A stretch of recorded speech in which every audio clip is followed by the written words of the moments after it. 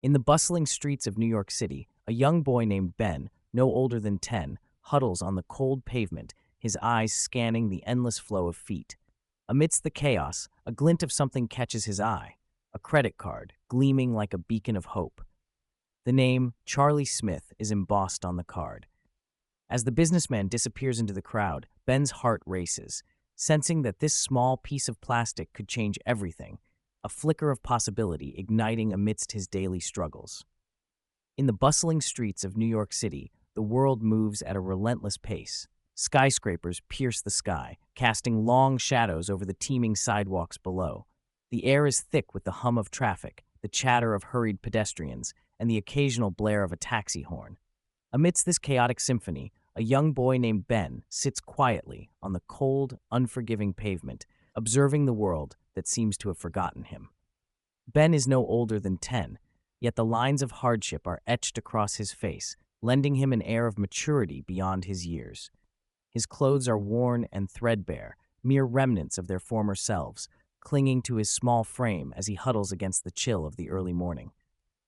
His eyes, a striking shade of green, scan the passing crowd with a mix of curiosity and resignation.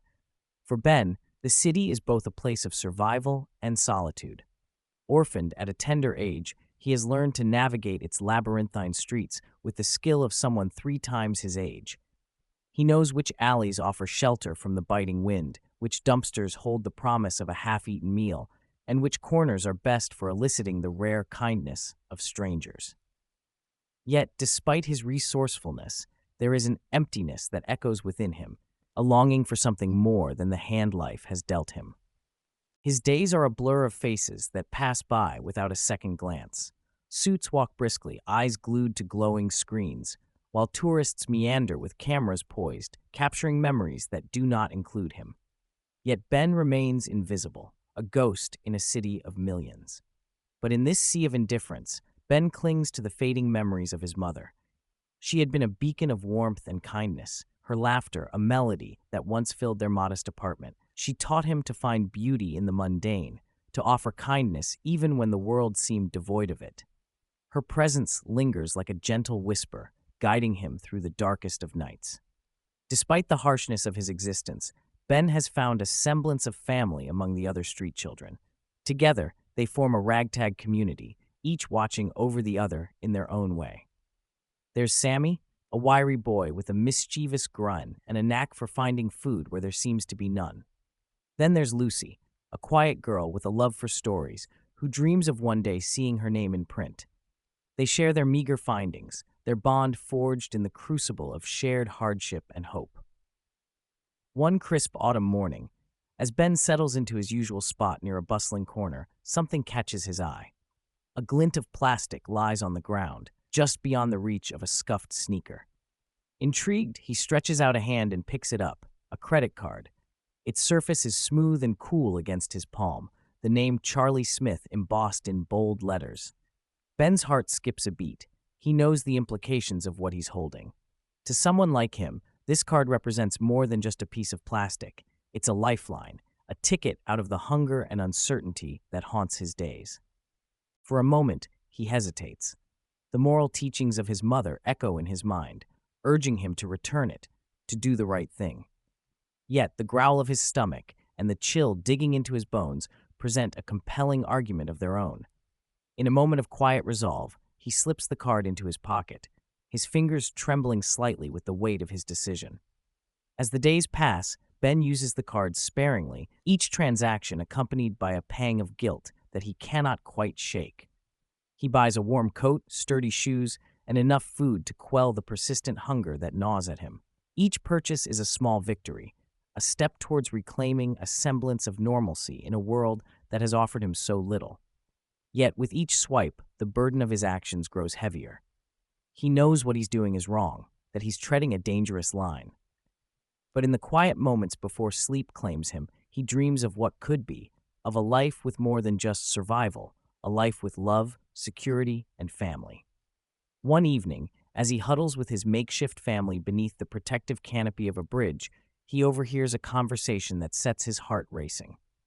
Two businessmen, oblivious to the world around them, discuss the card's owner, Charlie Smith. They speak of him with a mix of awe and disdain, painting a picture of a man who is as wealthy as he is ruthless, a businessman who has climbed to the top by any means necessary. The image they conjure is intimidating, yet Ben senses something more beneath their words. He wonders about the man behind the corporate facade, about the loneliness that might lurk within the walls of his opulent life. A thought takes root in Ben's mind, one that grows stronger with each passing day. Perhaps this Charlie Smith is not so different from himself, lost, searching for something more. With renewed determination, Ben makes a decision. He will return the card, not for the threat of punishment, but for the hope of something greater. He dreams not of wealth, but of a family, a place where he belongs. And so, armed with nothing but the courage of his convictions and the remnants of his mother's teachings, Ben sets out to find Charlie Smith, hoping that, in returning this small piece of plastic, he might find the family he has always longed for.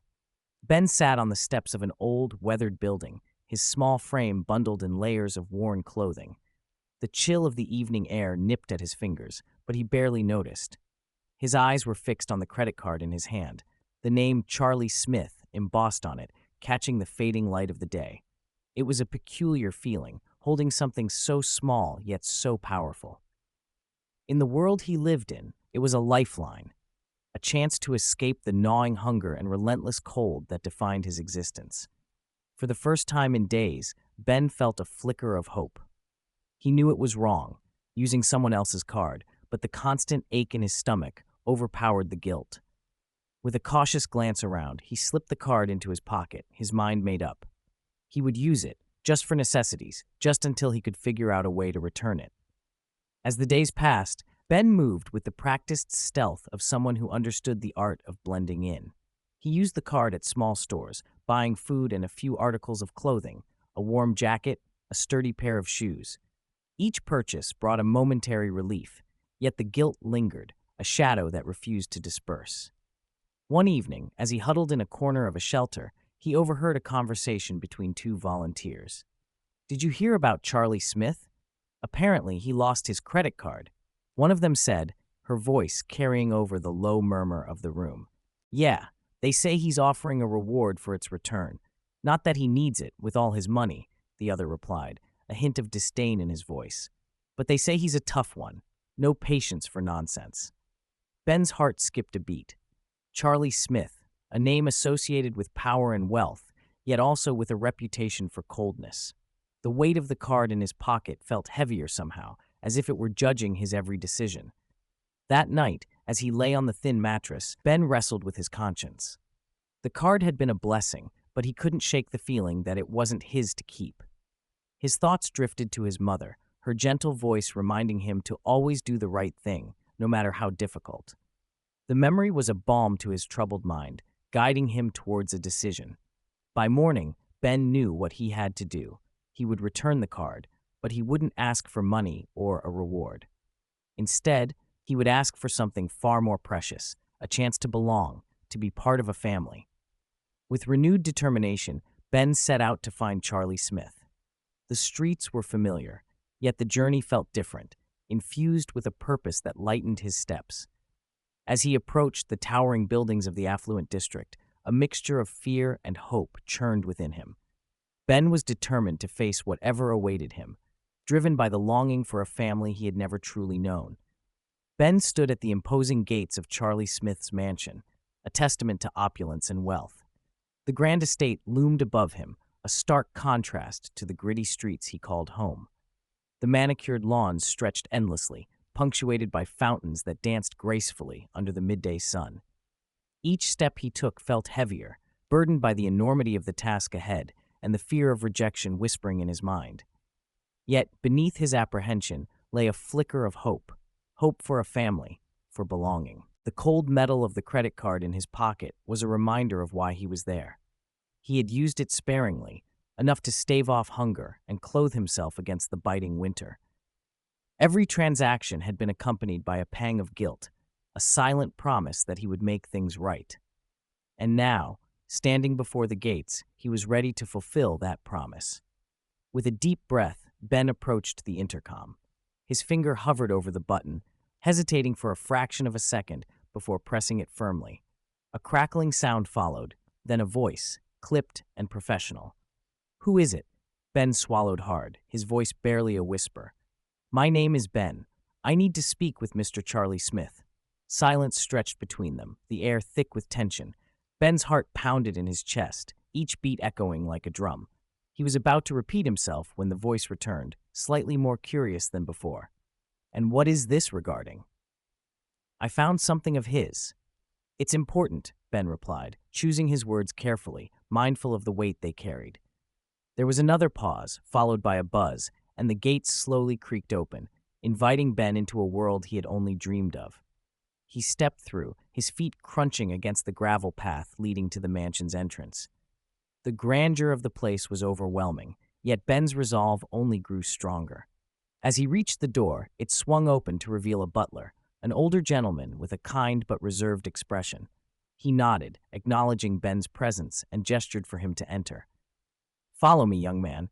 Mr. Smith will see you shortly." The interior of the mansion was as luxurious as its exterior, with marble floors and high ceilings adorned with chandeliers. Each room they passed was tastefully decorated, exuding an air of sophistication.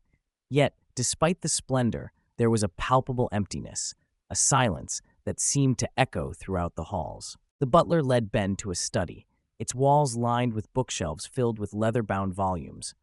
In the center stood a large oak desk, behind which sat Charlie Smith. He was a man in his late 50s, his hair flecked with gray and his eyes sharp and piercing. But there was something else in those eyes, a hint of weariness, of a burden carried for far too long. Charlie looked up from a stack of papers, his gaze falling on Ben with a mixture of curiosity and skepticism.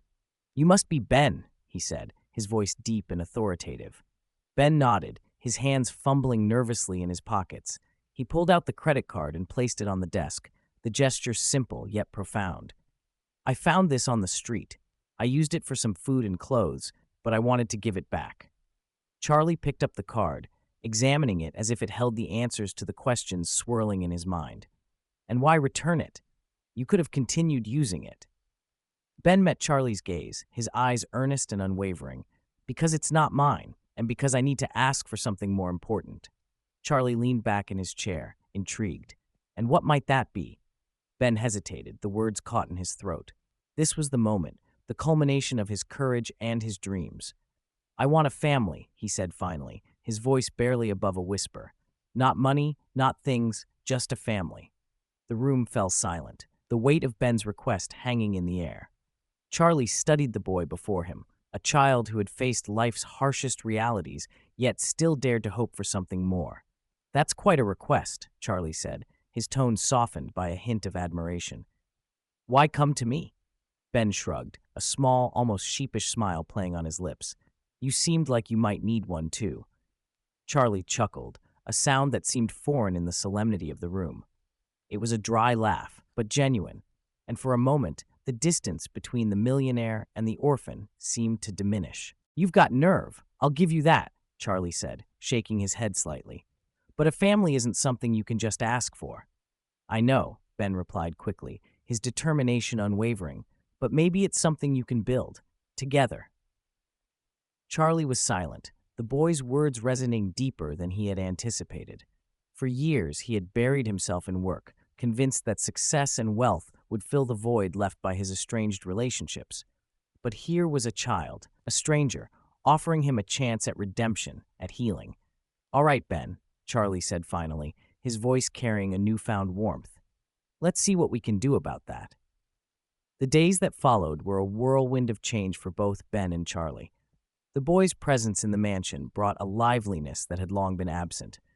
Ben explored the vast estate with wide-eyed wonder, his laughter echoing through the halls, a sound the house had not known in years. Charlie watched him from a distance, slowly allowing the boy's infectious spirit to chip away at the walls he had so carefully constructed around his heart. In Ben, he saw a reflection of the child he once was, a dreamer, resilient and full of hope despite the odds stacked against him. One evening, as they sat together in the study, Charlie found himself opening up to Ben in a way he hadn't with anyone in years. "You know, I had a daughter," he said, his voice tinged with regret. Ben looked up from the book he was reading, his curiosity piqued. What happened? We drifted apart, Charlie admitted, the words heavy with the weight of lost time. I was so focused on building my business that I forgot to build anything with her. It's been years since we spoke. Ben listened intently, sensing the pain behind Charlie's stoic facade. Do you miss her? Every day, Charlie confessed, the admission both liberating and painful. Maybe you should reach out, Ben suggested gently, his innocence and wisdom blending seamlessly. It's never too late to try. Charlie nodded, the boy's words planting a seed of possibility in his mind.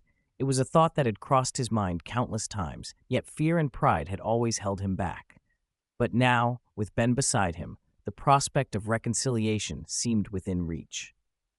The following week, Charlie made a decision that would change the course of his life. He picked up the phone, his hands trembling slightly as he dialed a number he hadn't called in years.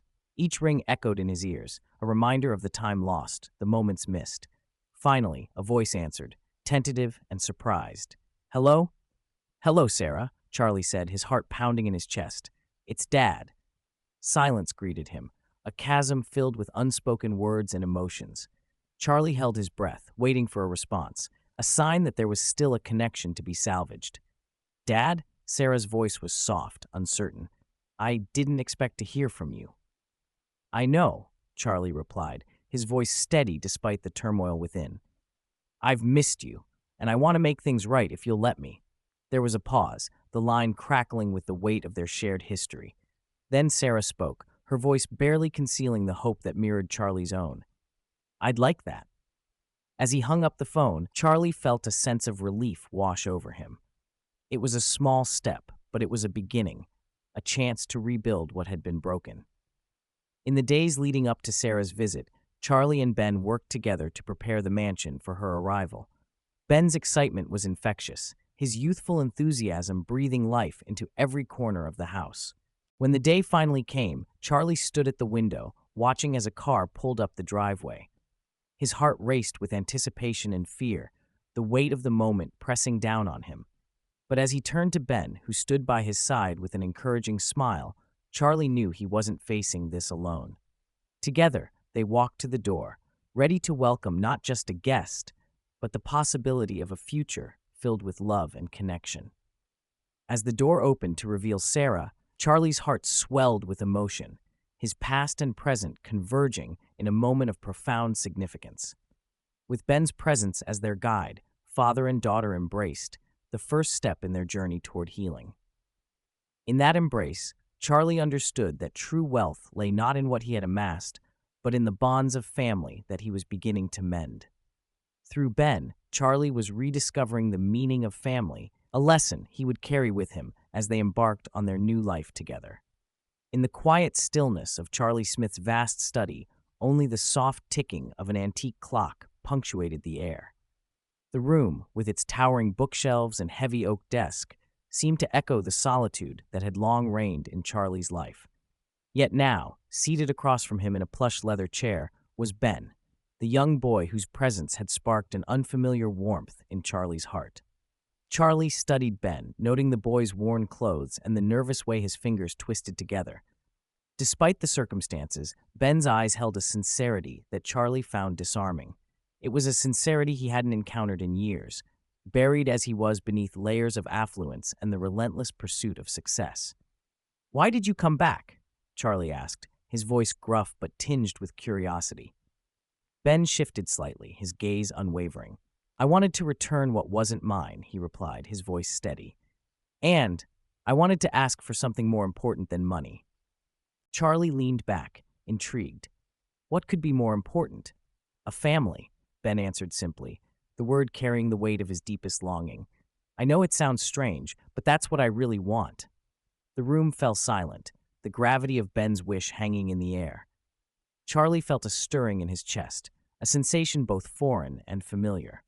In Ben's earnest eyes, he saw a reflection of his own younger self, a child who had once dreamed of connection, sat before ambition had consumed him. "Family," Charlie repeated softly, the word resonating within him like a forgotten melody. "I haven't been much of one myself," he admitted, his voice laced with regret. I have a daughter, you know. We haven't spoken in years.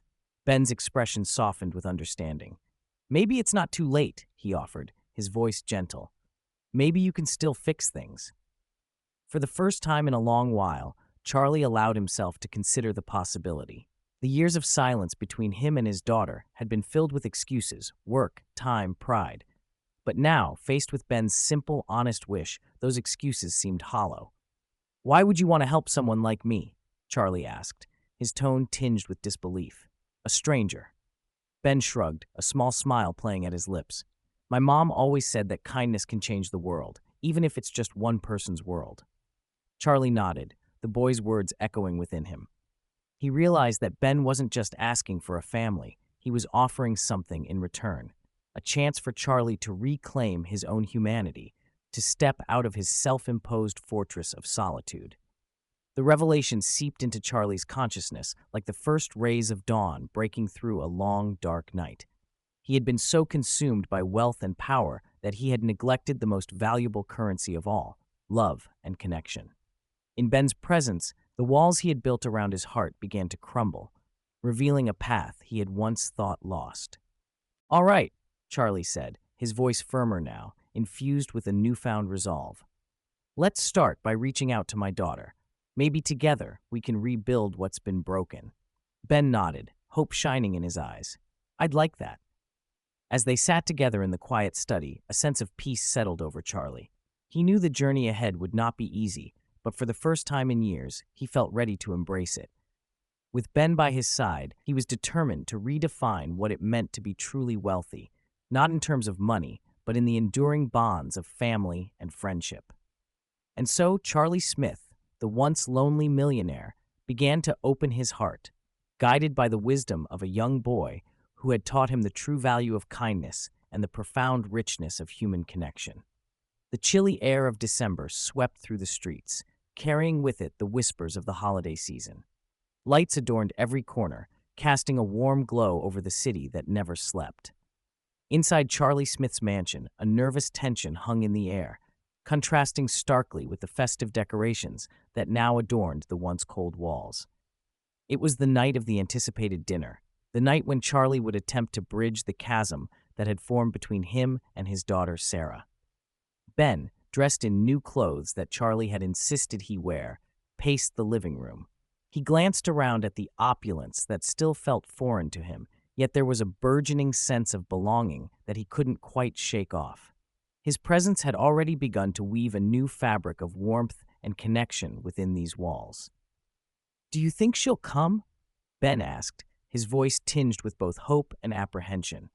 Charlie, standing by the window, looked out at the snow-dusted landscape. His heart was a tumult of emotions, fear, regret, and a desperate yearning to heal old wounds. "I hope so, Ben. I really do," he replied, turning to the boy who had unwittingly become the catalyst for change in his life. The doorbell chimed, its sound echoing through the house. Both Ben and Charlie stood still for a moment, a shared breath of anticipation passing between them. Charlie moved towards the door, his steps measured and deliberate, each one a step towards an uncertain reconciliation. As the door swung open, Charlie's heart skipped a beat. There stood Sarah, her expression a mix of curiosity and guardedness. She was a mirror of Charlie in many ways, strong-willed, independent, and fiercely determined. Yet there was a vulnerability in her eyes that echoed his own. "Hi, Dad," she said, her voice soft but firm. "Sarah," Charlie replied, his voice catching slightly. "Thank you for coming." They stood there for a moment, an invisible wall of past grievances and unspoken words between them. But the presence of Ben, standing just behind Charlie, seemed to ease some of the tension. Sarah's eyes drifted to the young boy, curiosity piqued. "You must be Ben," she said, offering a warm smile that reached her eyes, a smile that reminded Charlie of her mother. "Yes, ma'am," Ben replied shyly, stepping forward. "It's nice to meet you." "Nice to meet you, too. I've heard a lot about you," Sarah said, her gaze shifting back to her father. "All good things," she added with a hint of teasing, a small olive branch extended across the chasm. Charlie ushered them inside, the warmth of the house enveloping them as they moved to the dining room. The table was set with an elegance that Charlie had never bothered with before. The centerpiece was a simple arrangement of candles and pine cones, a touch of simplicity amidst the grandeur. As they sat down, an awkward silence threatened to descend. But Ben, wise beyond his years, sensed the need for connection. "I told Charlie, Mr. Smith, that we should have spaghetti for dinner. It's my favorite," he said, trying to lighten the mood. Sarah chuckled, a genuine laugh that seemed to thaw some of the ice. "Good choice, Ben. It's my favorite, too." Charlie watched the exchange, gratitude swelling within him. Ben, with his unpretentious honesty and courage, was the bridge he had been desperate to find. As they began to eat, the conversation flowed more naturally, touching on safe topics, the mundane experiences of daily life that had once been absent from Charlie's world. But the moment of truth, the moment Charlie had been both dreading and longing for, loomed ahead. He knew he had to speak from the heart, to peel back the layers of armor he had built over the years. "Sarah," Charlie began, his voice steady but laced with emotion. "I need to apologize. For everything. For being absent, for choosing work over family, for not being the father you deserved." Sarah paused, her fork hovering above her plate. The room seemed to hold its breath, the crackling of the fireplace, the only sound breaking the silence. "I've been thinking a lot, and I realize now how much I've missed," Charlie continued, his gaze unwavering. "I've been so focused on success and wealth that I forgot what truly matters. I want to change that. I want to be there for you, if you'll let me." The vulnerability in Charlie's voice was palpable, a stark contrast to the man she had known. Sarah's eyes glistened with unshed tears, her emotions a mirror of his own. She was quiet for a moment, her thoughts a whirlwind of memories and possibilities. "Dad," she said finally, her voice trembling slightly. "I've wanted this for so long. I was angry, but I never stopped hoping that you'd come back to us." Ben watched the exchange, feeling the weight of the moment. He had longed for a family, and here he was, witnessing the healing of one before his very eyes. It was more than he had ever hoped for, and yet it felt right. "I'm sorry too," Sarah continued, "for giving up on you. I know it wasn't easy for you either." The air seemed to lighten with her words, the tension giving way to a fragile but genuine connection. Charlie reached across the table, his hand trembling slightly as he took hers. It was a small gesture, but it spoke volumes, a promise of renewed effort, of love rediscovered. As the evening wore on, the conversation turned to lighter topics. They shared stories, reminisced about happier times, and laughed, a sound that had been absent from Charlie's life for far too long. Ben, ever the catalyst, regaled them with tales of his adventures on the streets, his resilience and resourcefulness shining through every word. As the night drew to a close, Charlie felt a profound sense of peace settle over him. The journey was far from over, but the first steps had been taken. He had found the courage to open his heart, and in doing so, he had begun to rebuild the family he thought he had lost forever. In the soft glow of the dining room, surrounded by the warmth of newfound connections, Charlie realized that true wealth was not measured in dollars or possessions, but in moments like these, moments of love, forgiveness, and hope. As they rose from the table, Ben looked up at Charlie, his eyes reflecting the gratitude and love he felt. "Thank you, Charlie," he said simply, his voice filled with emotion. Charlie smiled, resting a hand on the boy's shoulder. "No, Ben, thank you. You've given me more than you'll ever know." And with that, the mansion, once a monument to solitude, was filled with the promise of a brighter, more connected future. A future where the bonds of family would be cherished and nurtured above all else. As the first snowflakes of December began to fall gently over New York City, Charlie Smith's mansion, once a cold bastion of isolation, now hummed with the warmth of newfound family. For the first time in years, the halls echoed with laughter and conversation, their sound wrapping around the grand rooms like a comforting quilt. In the center of the spacious living room stood a grand Christmas tree, its branches stretching proudly, adorned with twinkling lights and ornaments that caught the glow of the fireplace.